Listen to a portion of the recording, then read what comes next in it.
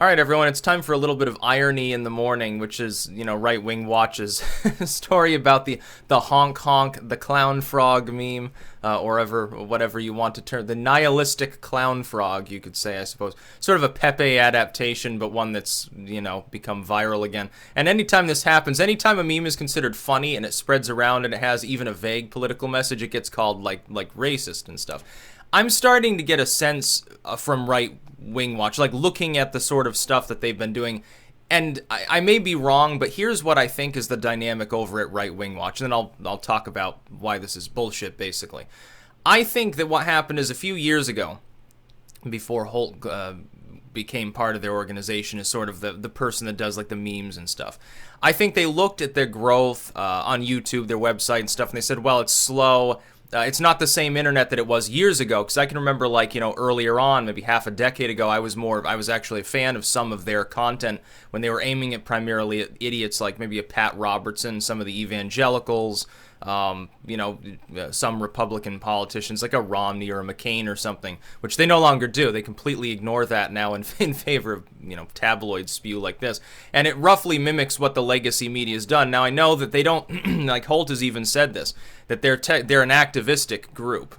They are a political group. They're not really journalists in the news sense, and so sometimes people get confused and think a site named Right Wing Watch is going to be unbiased in its political perspective. But here's what I think happened. I think they were looking at their facts and figures, at their analytics and shit, and they were unhappy with it, and they're like, well, we're going to have to spend a while figuring out how to fix this. And what happened is that Holt came along, and he can push this material because I don't think anyone else in Right Wing Watch is going to be able to fact check it. Like when he says, well, Nazis on 4chan X, Y, and Z, how the fuck are they going to fact check it? They don't know how to use 4chan.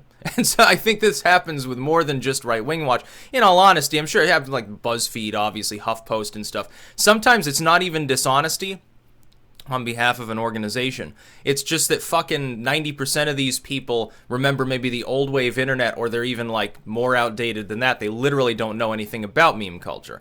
And so if Jared Holt tells them, if he says that, well, look, get this Nazi frog, look at all these pictures, it's basically white supremacy or something, they're just going to take it for granted that it's true without even, and there's no fact checking needed. It's like, again, because it's a political group instead of strictly journalism like news upfront reporting or anything like that, there's no need to fact check really, because they're catering to a certain crowd of people that would mob them, in all honesty, probably rip them apart if they didn't deliver this kind of stuff. Now, this is tabloid trash. I mean, the idea that a cartoon itself can be intrinsically anything is totally wrong. Always has been. This is the same sort of justification they use for attacking a site like Gab. They say, well, there's Nazis there. The site is for Nazis.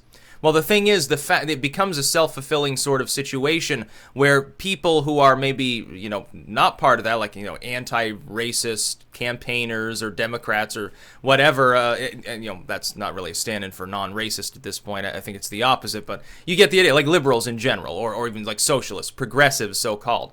They won't use this site. And so it stays politically more of an isolated sort of echo chamber. Now, of course, that's not actually the case. In fact, Gab's earlier users were more evangelical than they were like hard right in maybe a social and fiscal sense otherwise. And it was, a little bit difficult adjusting because, of course, I'm not exactly a religious Christian, if you know what I'm saying. I'm not going to my church services. Yes, sorry, Jesus. Maybe sometime. Maybe when I'm old and feeble and I start worrying about my mortality. That'll never happen, so. No. Memes can't be intrinsically anything, because they can be repackaged. The whole thing about a meme is, no matter what its origin point is, a million variants spring up as it goes viral. Like Pepe the Frog initially is literally nothing more than a picture to express smug satisfaction. That's literally all it was about. Hitler, Pepe, and all that stuff comes later. It is an adaptation. There were also people who on the left who would use Pepe as a meme. The thing is that the right wing tends to be, at the moment, and this has been a thing for several years, the right wing has been more active in doing things like that, specifically because its ideology is considered more subversive, more outside of the establishment, the mainstream.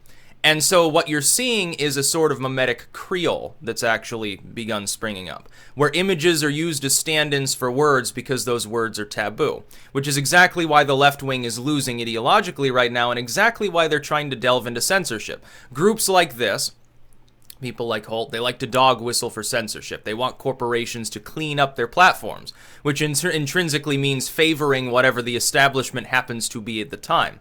Now, this won't work. They will lose. I'm going to be making a video later on just we shall win because it's inevitable. There has never been a time in human history at which a subcultural movement hasn't eventually subverted the mainstream in part or in whole, unless it was completely wiped off the face of the earth. So unless you're like an AOC and you're comfortable with the idea of killing several tens of millions of people, yeah, mimetic culture is not going anywhere.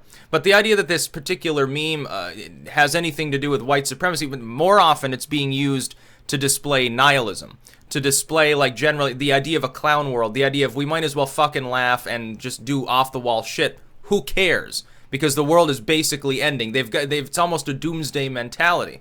If you're part of that subcultural group and you're under constant stress, and you've got groups, moneyed groups, billionaires and shit that want to put more stress on you, yes, it can be a little bit overwhelming.